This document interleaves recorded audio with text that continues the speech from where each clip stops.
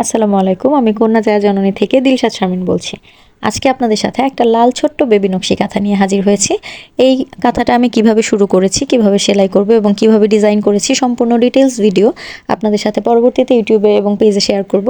আপাতত আমি আপনাদেরকে কালার কম্বিনেশনটা দেখাচ্ছি এবং খুব নর্মাল একটা সেলাই দিয়ে কিভাবে আমি একটা কাঁথা কমপ্লিট করে ফেলি এটা আপনাদের সাথে দেখাতে এসেছি। আপনারা যারা এই ধরনের নকশি কাঁথা নিতে চান তারা পেজে দেওয়া ফোন নম্বরে অথবা ইনবক্সে যোগাযোগ করলেই পেয়ে যাবেন। নরসিংদীর ভেতরে হলে হোম ডেলিভারি ফ্রি, আর নরসিংদীর বাইরে অন্য জেলায় অর্থাৎ বাংলাদেশের যে কোনো জেলায় নিতে চাইলে আপনারা আমাদের সাথে যোগাযোগ করবেন। আমরা 2 দিনের মধ্যে আপনাদেরকে হোম ডেলিভারি দেওয়ার চেষ্টা করব।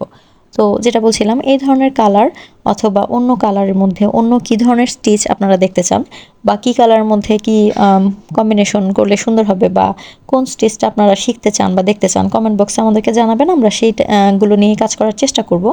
আর আপনাদের ছোট ছোট যে ডিমান্ডগুলো, আপনারা অনেক কিছু শিখতে চান, কিভাবে সেলাই করবেন, কিভাবে সুতা কিনবেন কোত্থেকে, কোন সুতাটা কোন কাজের জন্য অ্যাপ্রোপ্রিয়েট, এগুলো আপনারা জানতে চান অনেকে আমার সাথে ইনবক্সে।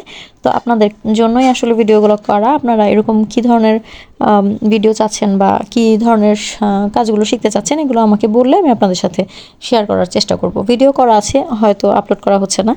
তো যাই হোক, আমি চেষ্টা করব সব ভিডিওই আপনাদের সাথে আপলোড করার জন্য। আপনারা যারা এই ধরনের প্রোডাক্ট চান তারা অবশ্যই আমার সাথে যোগাযোগ করবেন, আর যারা কাজ শিখতে চান তারাও যোগাযোগ করবেন। আপনাদের সবার জন্য শুভকামনা রইল।